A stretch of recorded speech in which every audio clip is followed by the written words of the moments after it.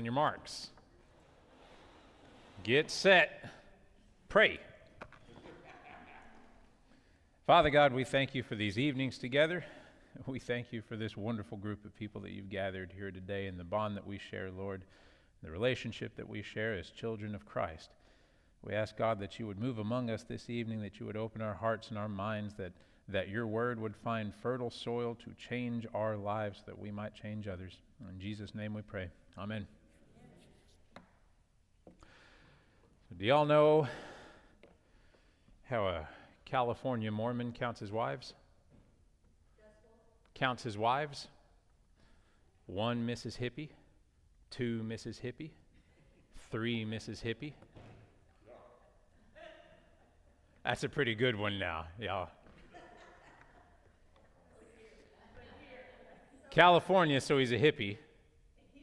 Mormon, polygamist. So if he's counting his wives, he doesn't say Mississippi, he says Mrs. Aha!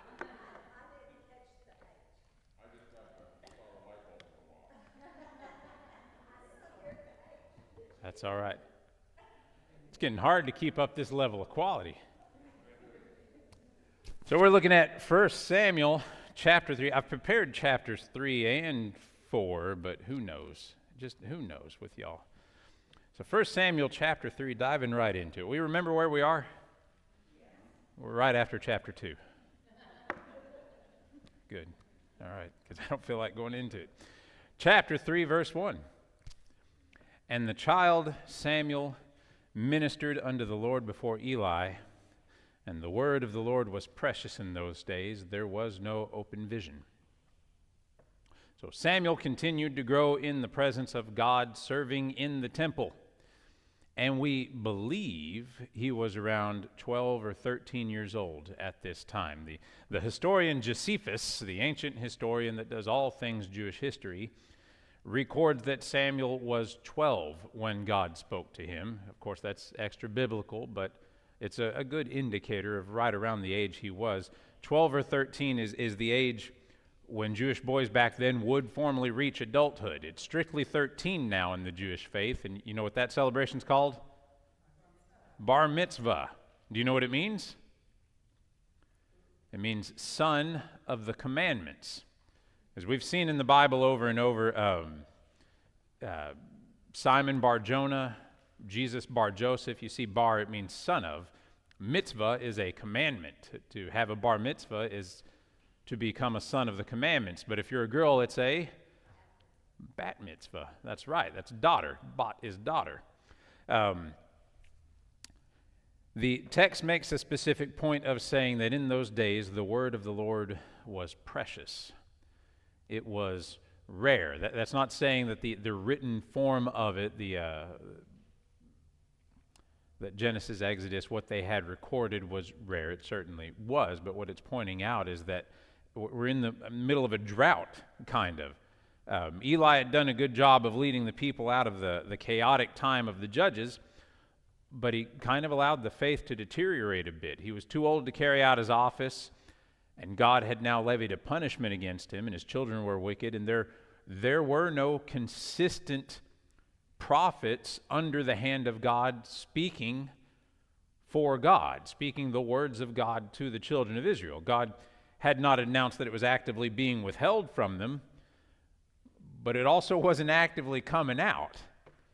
Now, we had mention of you remember the wandering man of God that came in and told Eli, your whole house, you've messed up, man, your whole house, all the males are going to get cut down in the prime of their youth, in the flower of their youth, and your Hophni and Phinehas are going to die on the same day.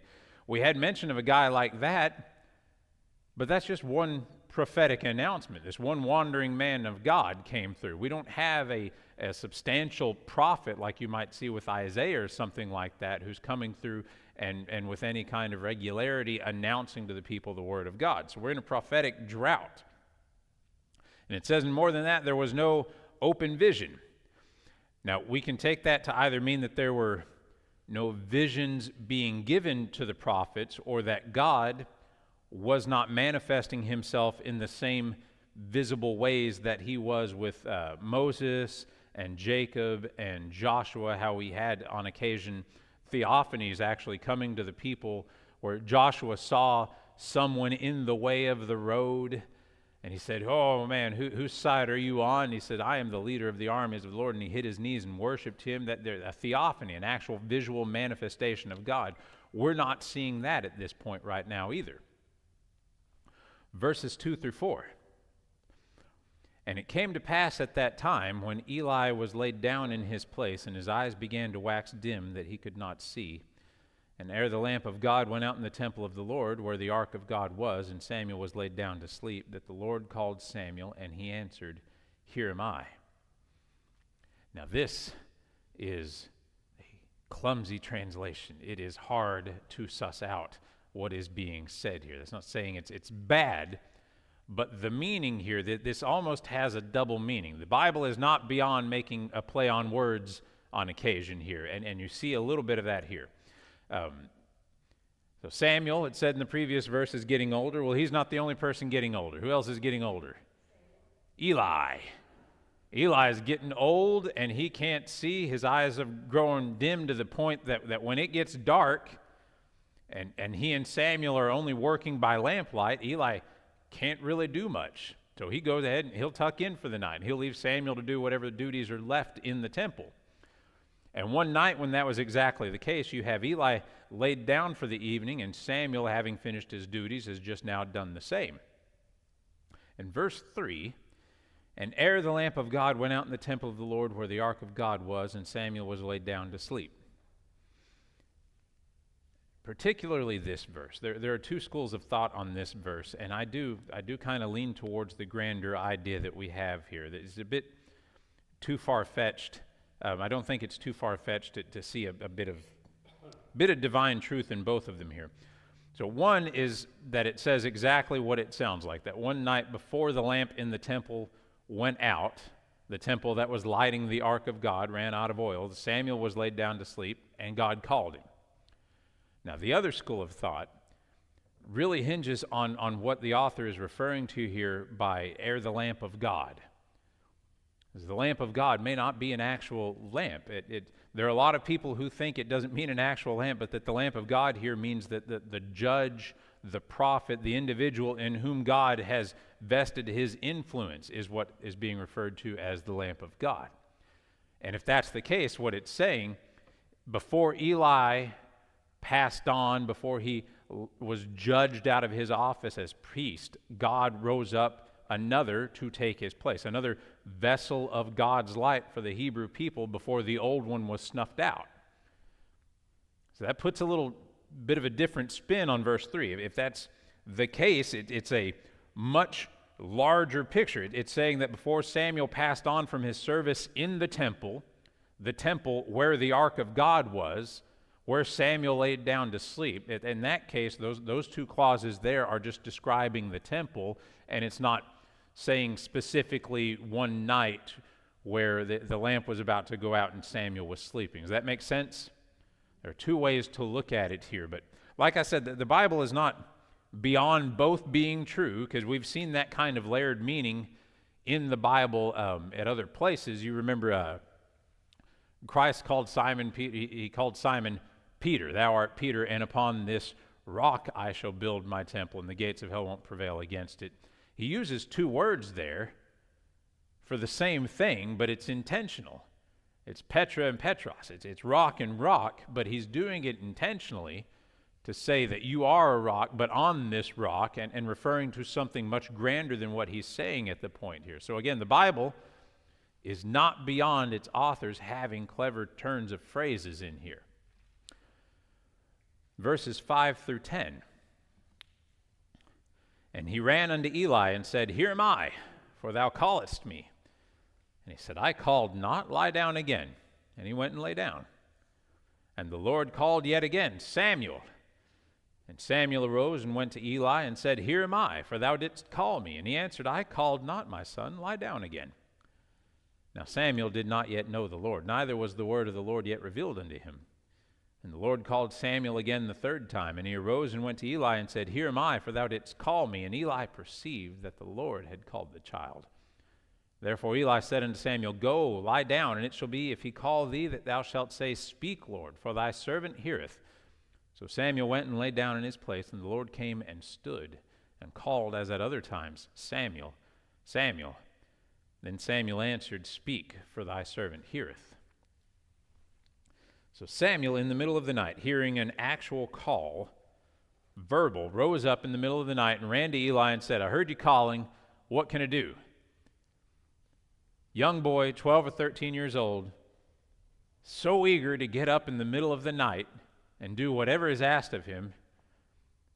That's one of the unsung miracles of the Bible, isn't it? Ha ha. And Eli said, Nope, not me. You go back to bed. And then it happened again.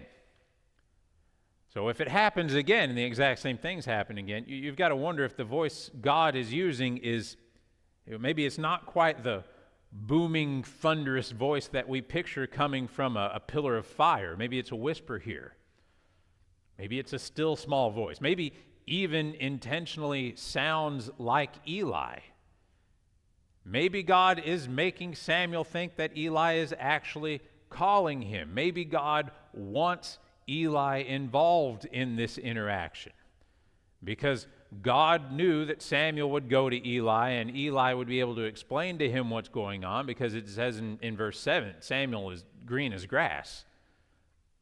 He'd never spoken to or heard from God directly. Now, when it says there in verse 7, he did not yet know the Lord, neither was the word of the Lord yet revealed unto him.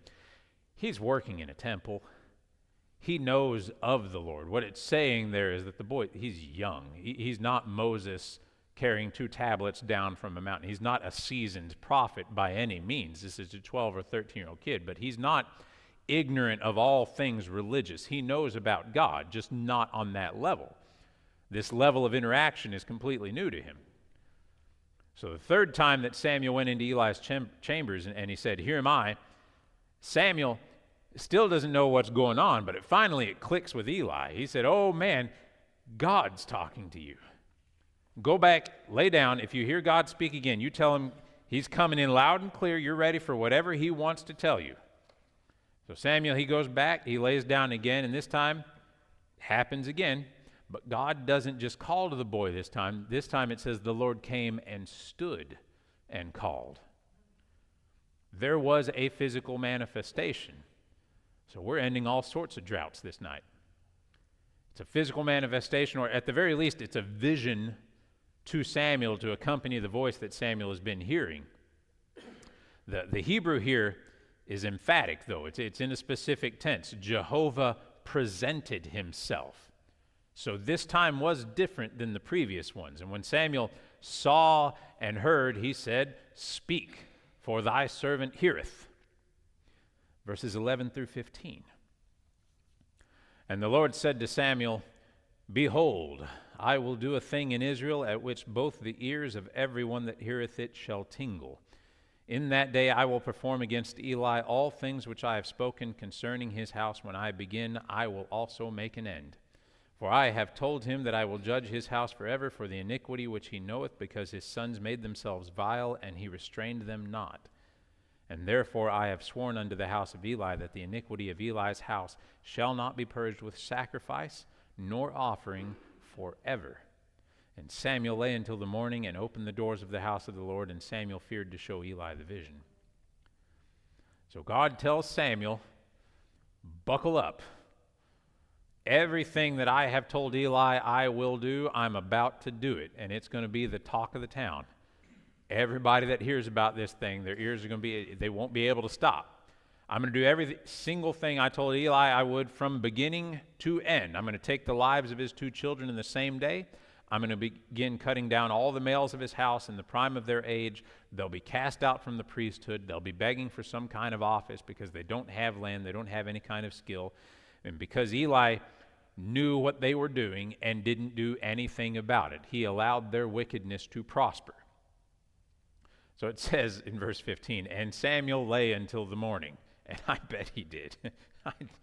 I bet he just laid there right on his back staring at the ceiling. You're going to go back to sleep after something like that? And it says, until it was time to open the doors. So again, we were talking about, the tabernacle, the temple. We're in Shiloh here. It's been a moving tabernacle for a very, very long time in the wilderness. And then when they initially set it up here, but when they started setting down roots in Canaan, we got an indication when Hannah came up to the temple on that thank offering, and it said that Eli was sitting on a throne of sorts inside the entryway, the posts of the temple. We got an indication there that they've begun to build up some kind of structure around the temple. Nowhere near, as elaborate as the house that Solomon ends up building for God, but they're starting to make a more permanent structure of the temple. And now we see the things actually got doors. Samuel ate of the morning and then opened the doors of the house of the Lord. And then you lose your place when you're talking about that. There we are. So he didn't go back to sleep. He laid there, I imagine, wide-eyed, looking at the ceiling because he was young and he had just seen God, and he was told something that he didn't want to share with Eli, and he knew as soon as morning came, Eli was inevitably going to ask what happened. And it's interesting, though, and I mentioned it a little earlier. God was talking to Samuel in a way that made Samuel get up and go to Eli. Now, why didn't God speak to Eli directly? Because he has before, seemingly. Here God talked to Samuel, and Eli only found out what was said by questioning the young boy about his interaction with God after the fact. It's as though God is already done with Eli in that office. This really was, it's God, just like it said in there, calling a new light to be before the old one is getting snuffed out. He wanted Eli to know, but he saw fit to go ahead and begin using Samuel to do it. So he's not talking to Eli. Eli's hearing about it secondhand. That's got to be quite a humbling thing for somebody who has served as judge of Israel for so long. And I know he's coming to terms with the judgment that God has levied against his house and how it is right that it be so. But even still, it's got to be a bit of a blow. Verse 14 would have to be a devastating message to hear. I have sworn unto the house of Eli with the iniquity of God's house shall not be heard to sacrifice or offering forever. I mean, you got to know. Well, we've gone too far. It's the same condemnation that goes to every soul nowadays, though. That there's a point where there is no second chances on something like this. And it's sad to see it played out while somebody's living like that. It's ultimately the same. Yes, ma'am? So, does that sentence say that there was no forgiveness for Eli? Does that say? He may well be forgiven at some point. I can't say, but the punishment will remain. It won't be atoned for. It won't be made right. There will be punishment for this. And I say he will never be forgiven for it. I don't know. It's atonement in this would be restoration, not quite forgiveness for the sin itself, but some kind of restoration to position. He's never going to be in the priestly office again. His children are never going to be the high priest or in the priestly office. They're going to be beggars it's not forever. Really meaning his eternity. No, it's not salvific in that way. I don't know. To see Samson get called out in the New Testament as one of the heroes of the faith and think that Eli, for all he did, having a weakness for his children, even though they did despicable things, having a weakness for his children, I would hate to venture where God's grace lies on something like that. But no, we can't come down hard on it either way, I don't think. I'll say this, I'm thankful I don't have to answer for him. Yeah, well. Oh, verses 16 through 18. Then Eli called Samuel and said, Samuel, my son. And he answered, Here am I. And he said, What is the thing that the Lord hath said unto thee? I pray thee, hide it not from me. God do so to thee, and more also, if thou hide anything from me of all the things that he said unto thee. And Samuel told him every whit, and hid nothing from him. And he said, It is the Lord. Let him do what seemeth him good. So Eli's been in suspense the whole night too. Samuel's been lying awake, probably staring at the ceiling. Eli's been in suspense the whole time. He can't wait to get up in the morning, and he adjures him. It's kind of aggressive. He didn't dare go into Samuel's chambers and disrupt what was going on, but he couldn't wait to hear what had transpired. And I would imagine he thought, going through his head, man, I really am on the way out. He's talking to the boy now. Who knows? We can only speculate. But in the morning, he calls for Eli, and you can hear this desperation in his voice because he so forcefully goes at Samuel and this young boy and conveys to him the seriousness of being told exactly what God has said. Tell me everything. And if you don't tell me everything, then I hope even more so happens to you. So he can kind of tell it's negative, but he wants to know. And Samuel told him everything. He said what God told you he was going to do through that wandering prophet, it's about to happen. And it's going to be the talk of the town. And Eli, hearing that God is about to act, seems to have fully accepted his fate. He says, it is the Lord. It is Jehovah. He is that he is. He is sovereign and everlasting. Let him do whatever he sees fit to do in this situation. It's an odd, kind of depression almost at that point, that you coming to terms with your condemnation and you barely even have the energy to, you realize that putting up a fight would be completely futile against God's condemnation so open like that. Verses 19 through 21.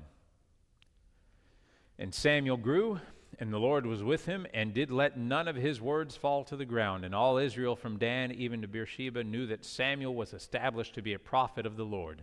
And the Lord appeared again in Shiloh, for the Lord revealed himself to Samuel in Shiloh by the word of the Lord. It says, Samuel grew, and the Lord was with Samuel, and the Lord did not let any of what he said would happen not come to pass. That's what it means. He said everything that God said actually went through. And all Israel from Dan, which is the northernmost part of Canaan, all the way down to Beersheba, because that's not the first time we've seen that phrase. It's saying that all of Israel, from the northernmost part to the southernmost part, recognized Samuel as a prophet of God. And then verse 21 is not saying that it happened again. It's saying, it's a summary statement. It's saying that Samuel was recognized as a prophet because the Lord God had revealed himself to Samuel at Shiloh, and the things which he intimated to Samuel began to occur. It's wrapping up how the prophethood, God's lighting on Samuel is actually coming to be here. But then we get to chapter 4. So, chapter 4, first 3 verses. And the word of Samuel came to all Israel. Now Israel went out against the Philistines to battle and pitched beside Ebenezer, and the Philistines pitched in Aphek. And the Philistines put themselves in array against Israel, and when they joined battle, Israel was smitten before the Philistines. And they slew of the army in the field about 4,000 men. And when the people were come into the camp, the elders of Israel said, Wherefore hath the Lord smitten us today before the Philistines? Let us fetch the ark of the covenant of the Lord out of Shiloh unto us, that when it cometh among us, it may save us out of the hand of our enemies. So before we get into the narrative here, verse 1 is weird, and it's a fun little example of how sometimes we disagree with the chapter and verse designations that seem so often arbitrary to us. It says in verse 1, And the word of Samuel came to all Israel. That part should very well be the last line in the last verse of chapter 3, telling us that the Lord spoke to Samuel, and Samuel spoke to all Israel, and the word of Samuel came to all Israel here. The chapter divisions that we see in the Bible today, in most Bibles, were devised by a guy named Stephen Langton, the Archbishop of Canterbury, in 1227 A.D. We didn't have verses in the Bible until 1448 in the Old Testament and 1555 in the New Testament. All of it was done purely for ease of reference, to be able to say John 3:16 is this, and not, somewhere in the early parts of John it talks about, and then trying to find it here. all of that to say, if verse 1 is just too weird, blame the Archbishop of Canterbury. For whatever reason, it's been placed at the beginning of chapter 4, which wouldn't be a problem, except it makes it sound like Samuel called all Israel to battle against the Philistines. And that's not exactly what the text bears out. When you read it, it says, "And the word of Samuel came to all Israel. Now Israel went out against the Philistines to battle." Don't draw a cause and effect right there. We have no reason to think that Samuel called Israel out to battle the Philistines here. Now, some people think Samuel did call them to battle at the behest of the Lord, and it was to humble Israel and kind of reset them, take them down a few pegs to really solidify Samuel's office as prophet, so that when they were humbled, they would look to Samuel, somebody who they knew would give them the wisdom of God. But it fits in so well with the end of the previous chapter. I think it was just a bad decision, and Israel, in their wickedness, thought that the Philistines would be an easy victory. Because the last mention we have of the Philistines is in Judges chapter 13, where it said, "The Lord delivered Israel out of the hand of the Philistines for 40 years. Now, scholars have pieced together that the most likely time frame for this passage, for 1 Samuel chapter 4, is about 20 years after that mention. Remember, we're not very far removed from the book of Judges. That would mean that 20 years of that period occurred during Samson's judgeship, and concurrently with Eli serving as the judge of Israel as well. Because remember, it was a judge for Israel was not one judge for all of Israel. Some of them were concurrent because Israel was a big old place. Now, if that's true, then the reason the Philistines are gathering and pitching in Aphek near Ebenezer may well be because they're seeking revenge for what Samson did to all of their leaders. He took out the leaders of all the Philistine tribes. I think there were 5 of them, if I remember correctly. This may be the last remnant of the Philistine army hungry for payback. We're not told exactly, so we can only speculate. What we do know for sure is that they were gathered at a place called Aphek, beside a place called Ebenezer. And Ebenezer here is an anachronism. We've used that word before. Y'all remember what it means? That's when something is used out of its timeline. Now, this place is not yet formally called Ebenezer. We get to that in a little bit. He names it Ebenezer, but the author, looking back after the fact, doesn't want to mention the place by his old name, so he uses, at the time of writing, what the current name was, so that his audience, who would be reading it after it all happened, would know, oh, that's talking about Ebenezer, and they wouldn't have to worry about, wait a minute, what place is he talking about here? It's like I saw a thing on Facebook the other day, and it's a panel on there that said greatest quarterbacks of the franchise history for each football team. And the Cowboys had Troy Aikman, and the Colts had Peyton Manning, and then the Houston Texans had Warren Moon. I said, well, that Warren Moon, that was the Oilers, which is the same team. Warren Moon played for the Houston Oilers. They're the same thing there, but to say that Warren Moon, and this maybe not be the best example, but it's something being used out of time for what it's being appropriately called now. Anyway, the Philistines are either itching for a fight or they're licking their wounds too close to the Israelites, and maybe the Israelites are itching for a fight. Either way, the Israelites go out to meet them, and the Philistines set themselves in array against them, and they have a battle.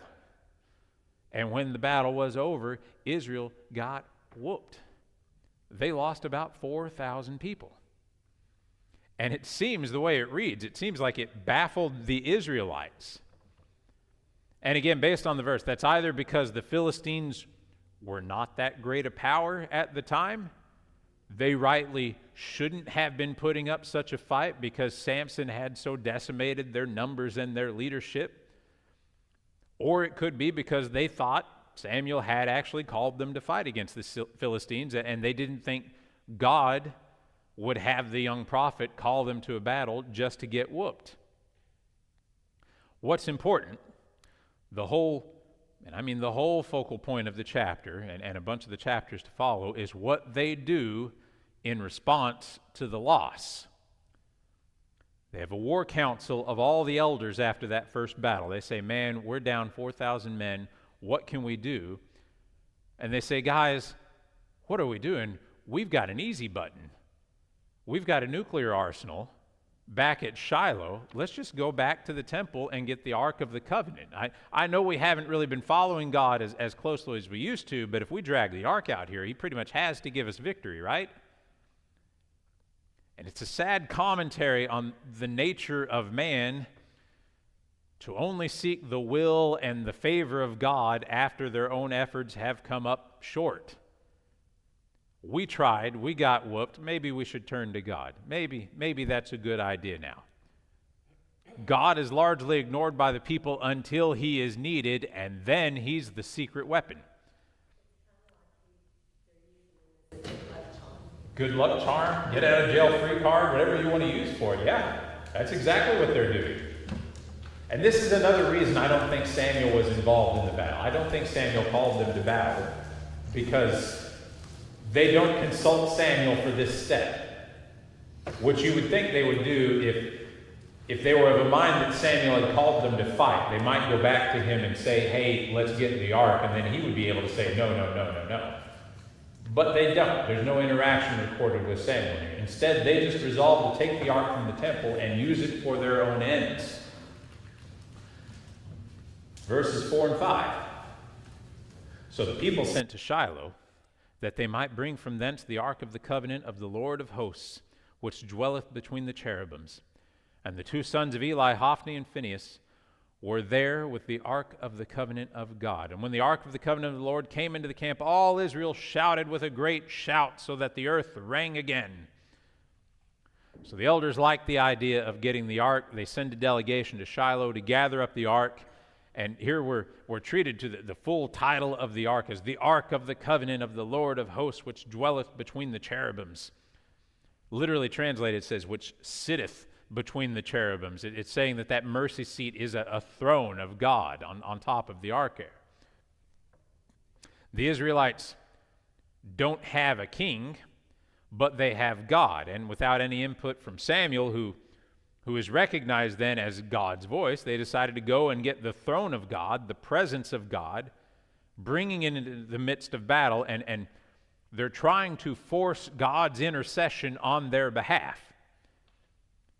And it makes a point of saying that Hophni and Phinehas were there with the ark in the temple. And I imagine that when the men approached and told Hophni and Phinehas what they're doing and why, and that there's going to be a great military victory because of the ark, and boy, if you guys, if y'all are part of this and you help us bring the ark back in, you're going to be cheered, you're going to be praised, everybody's going to be looking at you, you're going to be more popular even than you are now. And those two wicked priests weren't about to let this opportunity to save the day pass them up. Now again, that's speculation, but why else point out there that Hophni and Phinehas are here, and they do join in on the battle, so they obviously go with the ark. And when the ark was brought into the camp, all Israel shouted. Victory is guaranteed now. The plan is in place to force God's hand, and all they've got to do is wait. They're all just so happy. So let's see how this plays out. Verses 6 through 9. And when the Philistines heard the noise of the shout, they said, what meaneth the noise of this great shout in the camp of the Hebrews? And they understood that the ark of the Lord was come into the camp. And the Philistines were afraid, for they said, God is come into the camp. And they said, woe unto us, for there has not been such a thing heretofore. Woe unto us, who shall deliver us out of the hand of these mighty gods? These are the gods that smote the Egyptian with all the plagues in the wilderness. Be strong and quit yourselves like men, O ye Philistines, that ye be not servants unto the Hebrews, as they have been to you. Quit yourselves like men and fight. So the Philistines could hear the commotion in the Hebrew camp, and they started asking, what's going on over there? And somehow they figured out, I don't know if they had spies or if they sent somebody over there, some kind of lookout, whatever they did. They figured out the ark of the Lord has been brought into the camp, and the Philistines were afraid. they were deathly afraid, because word had gotten around a long, long time ago about God. God was telling the Israelites in Exodus and Leviticus that he would go before them and send fear among the Canaanites before they ever arrived in the Promised Land. You remember in Joshua, you remember Rahab and the two spies that meet with Rahab in Joshua chapter 2? She says, "And said to the men, I know that the Lord has given you the land, and that the terror of you has fallen on us, and that all the inhabitants of the land have melted away before you. For we have heard how the Lord dried up the water of the Red Sea before you when you came out of Egypt, and what you did to the two kings of the Amorites who were beyond the Jordan, to Sihon and Og, whom ye utterly destroyed. When we heard it, our hearts melted, and no courage remained in any man any longer because of you. For the Lord your God, he is God in heaven above and on earth beneath." So all the pagans knew about the power of the Israelites' gods. And notice they say gods here. The Philistines do not have this sophisticated understanding of Jehovah. They don't recognize him as being one and all-powerful and unique. They assume that any other culture worth its salt is going to be much the same as they are and have many gods. And so they ascribe the plagues of Egypt and doubtless also the strength of Samson, who laid them low previously. All of that they ascribe to a number of gods. And the Philistines are greatly disheartened, because you remember Samson slew 1,000 of them with the jawbone of a donkey. Here they're facing an army of at least 30,000 of them with actual weapons, not just jawbones, and the presence of their gods/gods to boot now. So the author gives us an account of the pep talk that the Philistines were giving themselves. And I guess they were giving it pretty loudly. I don't know how he caught ear of this here, but somebody's going around saying, "Get up, shake it off, you're men. Stand firm as men. If you don't, you'll end up the slaves of the Israelites, just like they were once slaves to us. So stand up, grab your sword, you're men, stand like you're men." Verses 10 and 11. "And the Philistines fought, and Israel was smitten. And they fled every man into his tent, and there was a very great slaughter, for there fell of Israel 30,000 footmen. And the ark of God was taken, and the two sons of Eli, Hophni and Phinehas, were slain." So the battle commences, and the Philistines did in fact man up. Apparently the pep talk worked. Israel was soundly beaten, and the army fled. It says every man to his tent. That's an expression for everybody going in different directions completely. God's sign to Eli came to pass. Hophni and Phinehas were slain on the same day. And then it's given very matter-of-factly, no commentary, no extra detail. We're told the ark of God was taken. The symbol of the heart of the nation of Israel, the presence of God among them, the stone tablets, the pot of manna, the budded rod of Aaron, all of that gone. And for the first time ever, their temple is without a physical symbol of God in it. Verses. It is. If you look at just the number of people killed, the worst battle of American history is Antietam. 22,000 men died. This is 34 one day, and 4 another day, 38,000. It's a huge, huge slaughter in a day. Well, then on top of that, we don't have the entirety of our religion wrapped up in any kind of specific symbol that could be taken from us. Thank you, God. So we don't have quite a good point of reference for something like this. I don't know if like the Pope being assassinated or something like that. I don't know what the equivalent of something like this would be. But this is a dagger to the heart of any God-fearing Hebrew. That the ark of God has been taken. And you'll see this play out just right here, actually, verses 12 through 18. "And there ran a man of Benjamin out of the army, and came to Shiloh the same day with his clothes rent and with earth upon his head. And when he came, lo, Eli sat upon a seat by the wayside, watching, for his heart trembled for the ark of God. And when the man came into the city and told it, all the city cried out. And when Eli heard the noise of the crying, he said, What meaneth the noise of this tumult? And the man came in hastily and told Eli. Now Eli was 98 years old, and his eyes were dim that he could not see. And the man said unto Eli, I am he that came out of the army, and I fled today out of the army. And he said, What is there done, my son? And the messenger answered and said, Israel is fled before the Philistines, and there hath been also a great slaughter among the people, and thy 2 sons also, Hophni and Phinehas, are dead, and the ark of God is taken. And it came to pass, when he made mention of the ark of God, that he fell from off the seat backward by the side of the gate, and his neck brake, and he died. For he was an old man and heavy, and he had judged Israel 40 years. The battle's over. The army of Israel was soundly beaten, and a Benjamite emerges from the battle and runs its nearly 20 miles between Ebenezer and Shiloh to deliver the news. And a very, very interesting point.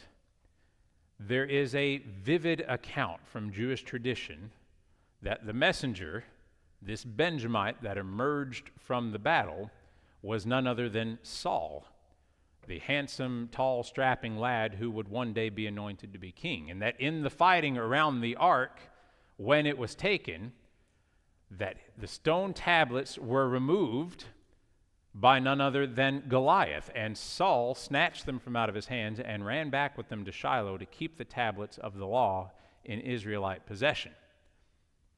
Now, we don't know if it's true. It's not in the Bible. Samuel makes no mention of it, even when Saul and Goliath are in the spotlight later on. So I don't know that there really is a lot of substance to it, but the Jews hold that it's fact, and it has been handed down generation after generation that the stone tablets were saved from the ark. Even though the ark was lost to the Philistines, that the stone tablets were saved by the boy who would be king. Regardless, a Benjamite runs to Shiloh. And he makes his way to the city, and he's telling the watchmen, and he's telling the elders that are gathered at the city gates, he's telling anybody who's going to listen that the Philistines have taken the ark of God. And the city collectively cries out to such an extent that Eli can hear it from his seat at the temple. He can't see much, but he can hear what's happening in the town. And the runner comes into the temple, and Eli's there, and no doubt he's surrounded by Levites and by other priests, by the people who work the temple, because he's 98. He's not manning the place on his own. Eli asks for an explanation of all the commotion, and it goes out of its way to say, Eli's an old man, he's 90, he's a bit heavy, he's blind, he's in bad shape, he's apparently in no condition to receive bad news. And the Benjamite tells Eli, he says, Israel has been defeated. No response. He says, 30,000 Israelites have died. No response. He says, your sons have been killed. No response. He says, the ark of God has been taken. And at that news, he falls directly backwards and breaks his neck.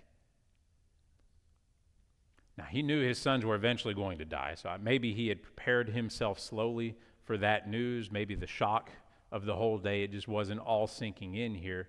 God had told him it was coming to pass, but this? How does somebody prepare for this? How does somebody who has been the priest of Israel prepare for this? He was the high priest. He was the judge of Israel. And he may have failed as a parent, no doubt, but he took his office seriously while he was in it. He did good work for Israel. He took God seriously. And while the news of his sons didn't faze him, the ark of God, the mercy seat, the law of God, falling into pagan hands was enough for him to apparently not even want to go on living anymore. He just passed smooth out, fell backwards, broke his neck. And if it couldn't get any worse, 19 through 22. And his daughter-in-law, the wife of Phinehas, was with child, near to be delivered.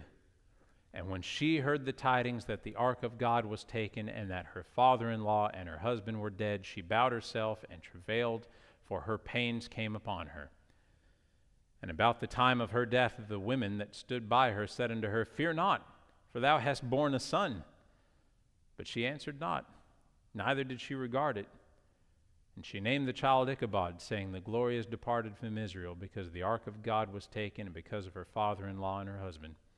And she said, The glory is departed from Israel, for the ark of God is taken. All this happening at the same time. This is like a 2 p.m. Young and the Restless or something like that. This is soap opera. I feel like Kevin Costner is going to come riding in on a horse. There's so much bad stuff happening right now. She died. Verse 20 says she's dead, then she gave the child a name. As she was dying. As she's dying. Yeah, no, her last breath here. She didn't. She hears all the news together. She says, Phineas is dead, Eli's dead, the ark of God's been taken, and then she went right into labor. And apparently it was a very tough delivery because there were complications and it said she was going to die. She's knocking on death's door. But before that happened, the women that were there assisting with the delivery try to cheer her up. I know there's 30,000 men dead. I know the ark of God is gone. I know your husband's dead, your father-in-law is dead. You really have no man to provide for you, even if you do live on with this child. But look, it's a boy. And she named it. So the news did nothing. It didn't even register. She didn't even show a response. And before she died, she told the maidens to name the child Ichabod, meaning without glory. Because the ark of God was taken, and the house to which she belonged was being punished forever, and the glory had departed from Israel for a time, at least.